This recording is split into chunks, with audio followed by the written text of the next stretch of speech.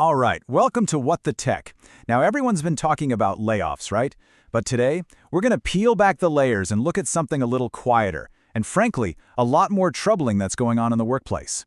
Remember the Great Resignation? It feels like ages ago, but it wasn't. Employees had all the power, they were calling the shots. Well, you can just throw that idea right out the window. That party is over. A new era has begun. The power has swung back hard, and things are getting chilly. And of course, this new reality has its own buzzy new name.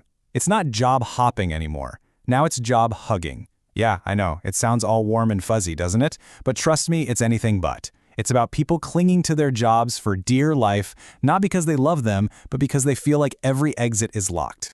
Okay, so what's behind all this? Let's get right into it. Section 1, Data, Doubt, and Dread. We're going to look at the cold, hard numbers that are driving all of this anxiety. And yeah, when you look at the labor market, it's pretty grim. We're talking about the weakest job creation we've seen in the US since 2010, if you just ignore the pandemic weirdness for a second. Those professional white-collar jobs, they're on a steady decline. So, of course, people are getting anxious about security. And you can't forget the elephant in the room, the growing fear that AI is coming for your job. You want to see something that'll really stop you in your tracks? Look at this number, 965. That's it. That is the grand total of new private sector jobs created in New York City in the entire first half of the year. We're talking about one of the biggest economic hubs on the planet. That's not a slowdown. That's a full-on emergency brake. And numbers like that have a very real, very human cost. Listen to this quote from a consultant over in DC. They said, "In another environment, I would absolutely be looking to switch jobs or industries, but there's nowhere for me to go." That right there, that's the sound of ambition being frozen solid. People feel completely and utterly stuck. So when your workforce is scared and their options are scarce, well, that creates a massive opening for employers, and they are not wasting it. Which brings us to our next section, the power play returns, how employers are taking back control.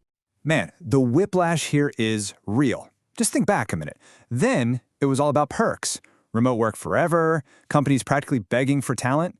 Now, it is a whole different ballgame. It's about pressure, it's about presence, get back to the office, work longer hours, and don't even think about asking for that big raise. The whole dynamic has flipped on its head. And they're not even being subtle about it. You've got the CEO of AT&T basically telling his workforce, don't expect loyalty. Akio Ito, over a Business Insider, hit the nail on the head with this one. He's trying to scare employees into working hard. This isn't just a memo, it's a strategy. Fear is the new management tactic. Okay, so we've seen the data, we've seen the power shift. Now it's time for the analysis. Our section, the unvarnished take. Let's get real about what job hugging actually means. Now, you might be thinking, hey, this sounds pretty good for employers. I mean, they've got all the leverage back, right? They're in the driver's seat again. But here's the question we have to ask. Is this power shift really a victory? Is a scared workforce actually a good thing for business in the long run? This is where we have to call out the buzzword for what it is: job hugging. It's designed to sound so positive, so comforting. But the reality is a standoff. It's a cold war in the office, fueled by mutual distrust and paralysis. It is not a hug, it's a deadlock. And that leads us to the real hidden cost here, the thing nobody in the C-suite wants to talk about. Section 4, productivity versus paralysis. This is the bill that comes due for a fear-driven workforce. Because here's the thing about fear.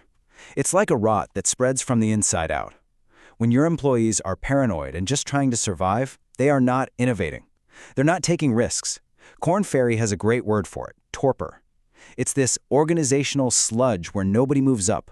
Leadership pipelines just dry up. And you better believe there's a huge wave of your best people just waiting for their first chance to bolt. And look, this isn't just a theory. Let's go back to that consultant in DC. They said it themselves, plain and simple. I am less efficient. Exactly. All that brain power that should be going into the actual job, it's being wasted on worrying about just keeping the job. So what's the state of play right now? Where does this leave all of us? Well, it's not pretty. You could call it a truce under duress. This is the fragile state of the modern workplace. This right here, this sums up the unspoken deal being made in offices everywhere. The worker is thinking, I'll stay because I have to. And the employer is thinking, you'll stay because you have no other choice. Let's be real. That's not a team. That's not a partnership. It's a relationship based on coercion. And I want to be crystal clear about this. What we're seeing right now, this is not stability. This isn't some new, sustainable way of working. It is a brittle truce built entirely on a foundation of fear. And anything built on fear is just waiting to shatter. So that's the big question we're left with, isn't it? This entire uneasy piece, it depends on people being afraid and feeling like they have no options. So what do you think happens when the fear is gone? When the job market finally turns and people suddenly have choices again? Something to think about.